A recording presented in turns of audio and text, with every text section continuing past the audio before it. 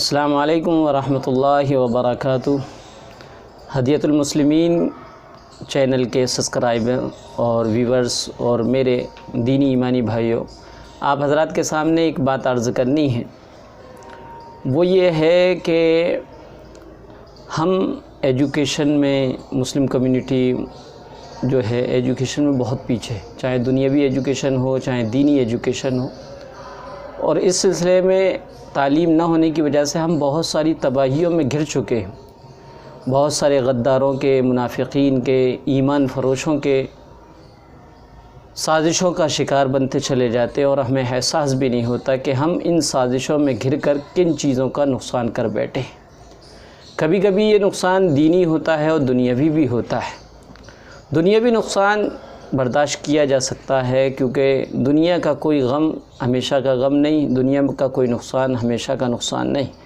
لیکن اگر دینی چیز پر ہماری زد پڑتی ہے، عقائد پر زد پڑتی ہے، یا دین سے ہم باہر نکلنے کے دہانے پر آ جاتے ہیں، تو یہ ہمارے لیے بہت سوچنے کی اور بہت فکر مندی کی اور احساس کی بات ہے کہ چونکہ دین اگر کا نقصان ہوتا ہے تو اس کی ہمیشہ کی خمیازہ اور سزا کے طور پر دوزخ کے عذاب سے ہمیں سامنا کرنا پڑے گا۔ بہرحال ایک حدیث ہے، بہت مشہور حدیث ہے، اور تمام ہی کتابوں میں بھی ہے وہ۔ اس حدیث کا ٹرانسلیشن ترجمہ بعد میں بتاؤں گا، پہلے حدیث سن لیجئے۔ حدیث ہے من تشبہ بقوم فہو منہم فلیس منا۔ اس حدیث کا ترجمہ یہ ہے کہ جو کوئی ایمان والا، جو کوئی لا الہ الا اللہ محمد رسول اللہ پڑھنے والا مسلم دوسری قوم کا کلچر، ان جیسے رہن سہن، طریقہ زندگی کو اپنائے گا، اس کا تعلق اسی قوم سے ہوگا، اس کا تعلق مجھ سے نہیں ہے۔ نبی پاک صلی اللہ علیہ وسلم فرما رہے ہیں کہ میرا اس سے کوئی تعلق نہیں، یعنی میں اس کا نبی نہیں، وہ میرا امتی نہیں۔ یعنی کہ ہماری آخرت کی نجات کے لیے ہمارے پاس صرف اور صرف یہی ایک رشتہ ہے، جس کی وجہ سے ہماری بدعمالیوں کے باوجود ہمیں آخر کار جنت جیسی نعمتیں حاصل ہو سکتی ہیں۔ وہ بات الگ ہے اپنی بدعمالیوں کی سزا ہم دوزخ میں کاٹ لیں، لیکن ان بدعمالیوں کی سزا کاٹنے کے بعد نبی پاک صلی اللہ علیہ وسلم سے رشتہ ہی ہمیں دوزخ کی اندھیری اور بھیانک آمیز آگ سے بچا کر جنت میں لے جانے کا ذریعہ بنے گا۔ لیکن اس رشتے کو بھی ہم نے لحاظ نہیں کیا، بلکہ اس رشتے کو ہم پامال کرتے ہوئے نہ جانے کہاں تک پہنچ گئے۔ دوسروں کی لائف زندگی اور طریقہ زندگی کلچر کو ہم اس قدر اپنا رہے ہیں کہ ہمیں احساس بھی نہیں ہوتا۔ اس کلچروں میں سب میں اہم چیز یہ ہے کہ اللہ کے رسول صلی اللہ علیہ وسلم نے اس حدیث پر اس قدر زور کیوں دیا، تو سوچا یہ گیا کہ کلچر ہی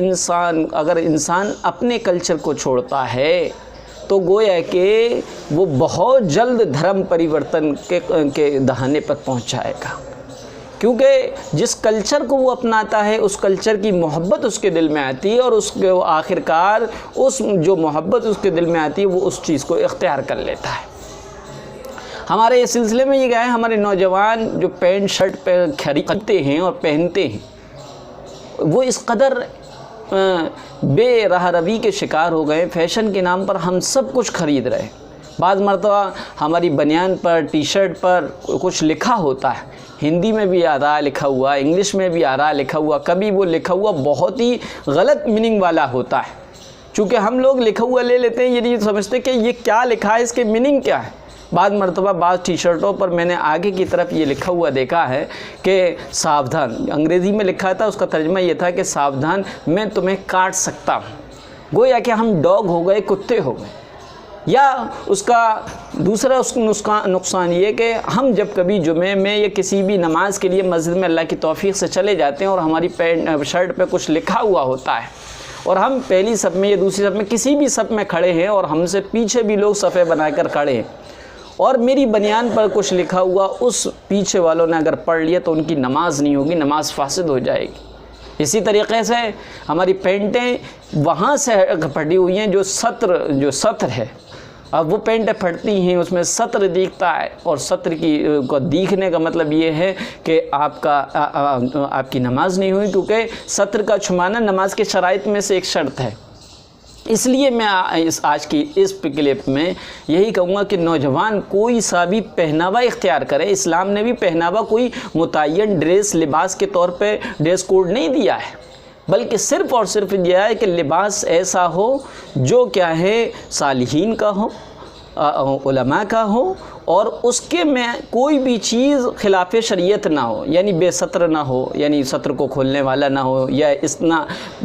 بیسر نہ ہو جس سے کو دیکھ کر کسی کو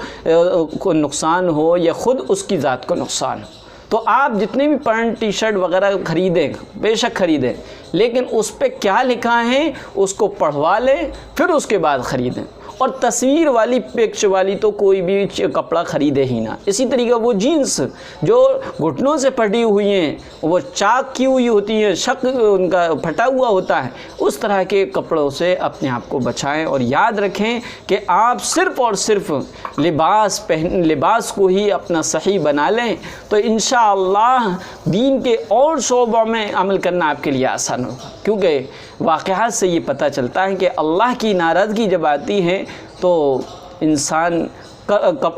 کی شروعات کپڑوں سے ہوتی ہے، وہ ایسے کپڑوں پر آ جاتا ہے کہ اس کا سطر کھل جاتا ہے، کیونکہ حضرت آدم اور حوا نے جنت میں رہتے ہوئے نکاح کیا تھا، اس کی سزا کے طور پہ جنتی لباس ان کے جسموں سے چھین لیا گیا تھا۔ اس لیے اس کو سمجھیں، اپنے لباس کو درست کریں۔ نوجوان خاص طور پہ ایسی پینٹیں، ایسی بنیان ہرگز نہ پہنیں جس کو سجدے میں جاتے ہیں تو ان کی بے ستری کا عالم یہ ہوتا ہے کہ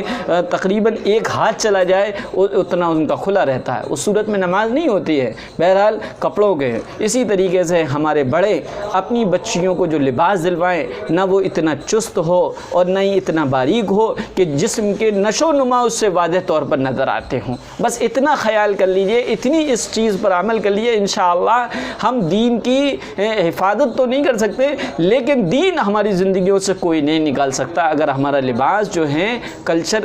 اسلامی کلچر، اسلامی تہذیب، اسلامی تعلیمات کے مطابق ہوگا، اور جہاں تک ہو سکے